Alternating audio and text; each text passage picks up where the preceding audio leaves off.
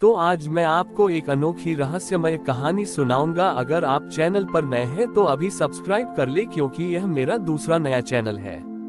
तथा कहानी पूरा देखे, अंत में एक अनोखा रहस्य छुपा है। धन्यवाद। तो सुनिए। एक बार की बात है, कैलाश पर्वत पर भगवान शिव अपने ध्यान में बैठे थे। उनके सामने सृष्टि का सबसे गहरा रहस्य यह प्रकट हुआ, एक ऐसा शून्य जो न तो प्रकाश था न ही अंधकार। वह सिर्फ एक असीम मौन था। ये शून्य इतना गहरा था कि देवता भी उसे देखकर डर गए। उसी समय धरती पर एक बहुत ही बुद्धिमान और ज्ञान का घमंडी ऋषि था, जिसका नाम व्यास था।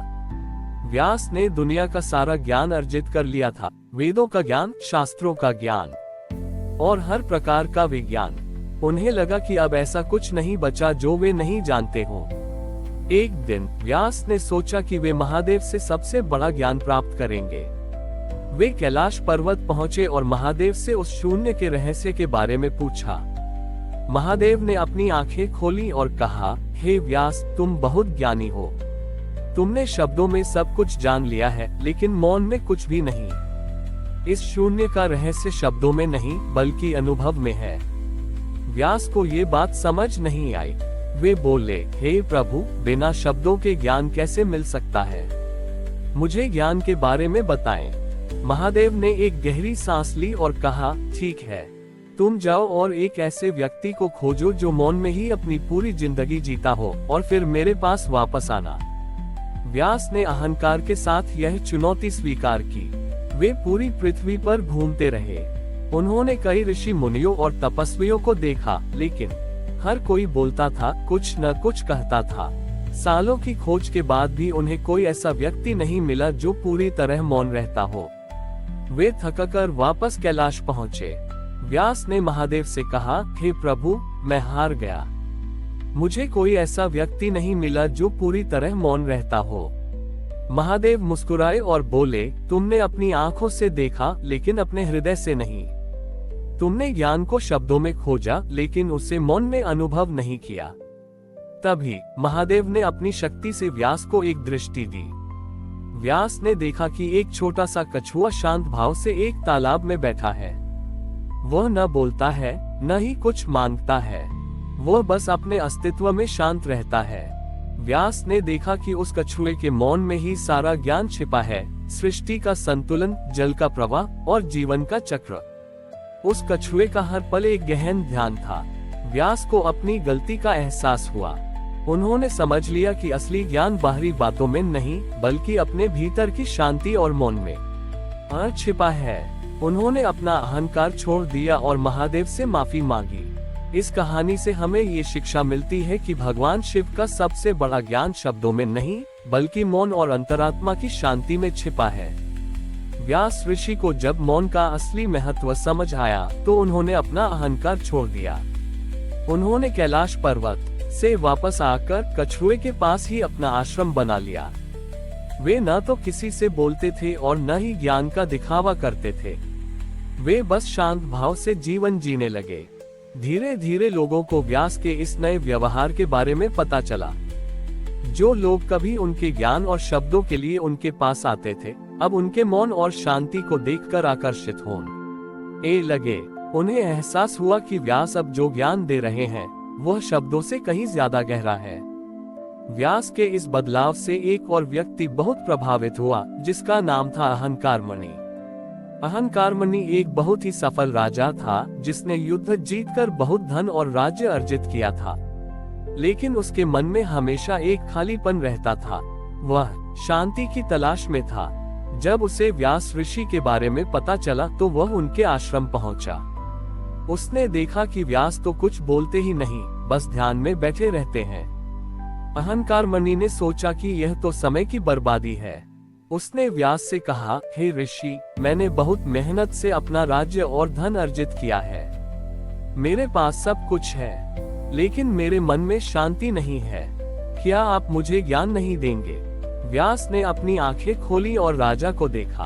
उन्होंने कुछ कहा नहीं, बस अपने हाथों से एक इशारा किया।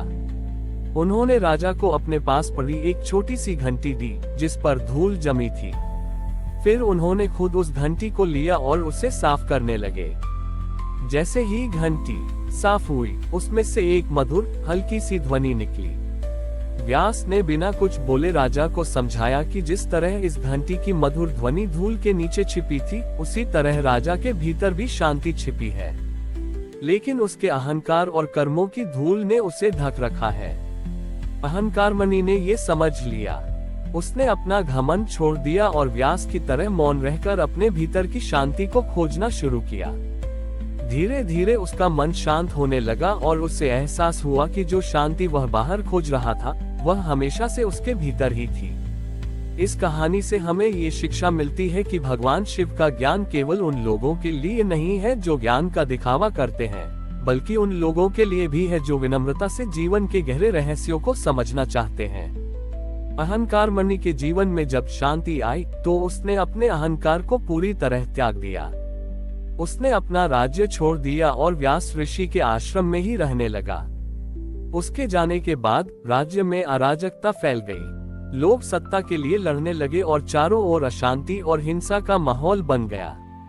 राज्य के मंत्री और सैनिक व्यास ऋषि के पास पहुंचे और उनसे आग्रह किया कि वे अहंकार मणि को वापस भेज दें ताकि राज्य में फिर से शांति स्थापित हो सके। व्यास ने मौन रहते हुए अपने शिष्य अहंकार मणि की तरफ देखा। अहंकार मणि ने शांत भाव से कहा, अब मैं राजा नहीं रहा, मैं एक सेवक हूँ जो सिर्फ शांति और सेवा के मार्ग पर चलता है। ये सुनकर मंत्री निराश हो गए और जाने लगे। तभी व्यास ने अपना मौन तोड़ा और कहा, अरे तुम क्यों निराश होते हो? तुम सब राजा हो। हर इंसान के भीतर एक राजा छिपा होता है जो सही और गलत के बीच भेद कर सकता है। तुम सबको अपने भीतर की उस सत्ता को जगाना होगा। ये सुनकर सब हैरान रह गए। व्यास ने समझाया, जब तक एक राजा अपने अहंकार के सिंहासन पर बैठता है, तब तक वह केवल दूसरों पर राज करता है, लेकिन जब वह अपने हृदय के सिंहासन पर बैठता है तो वह खुद पर राज करता है। अगर तुम सब अपने अहंकार को त्याग कर शांति और न्याय के मार्ग पर चलोगे तो किसी एक राजा की जरूरत नहीं पड़ेगी। व्यास ने आगे कहा, महादेव ने मुझे सिखाया है कि असली राजा वह नहीं होता जिसके पास सबसे बड़ी सेना हो, बल्कि वह होता है जिसका हृदय सबसे बड़ा हो। अहंकार मणि ने ये ज्ञान पा लिया है। अब वह अपने राज्य का त्याग करके भी पूरे ब्रह्मांड के लिए एक उदाहरण बन गया है। ये सुनते ही मंत्री और सैनिकों ने एक दूसरे को देखा।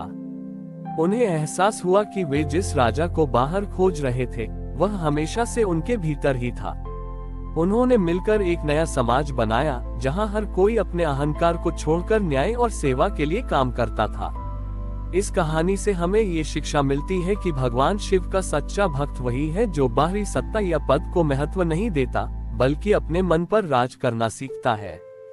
हमारी और भी आध्यात्मिक एवं अनोखी कहानियाँ देखने के लिए हमारे चैनल पर जाएं तथा धार्मिक एवं पौराणिक अनोखी कहानियाँ हमारे चैनल पर है।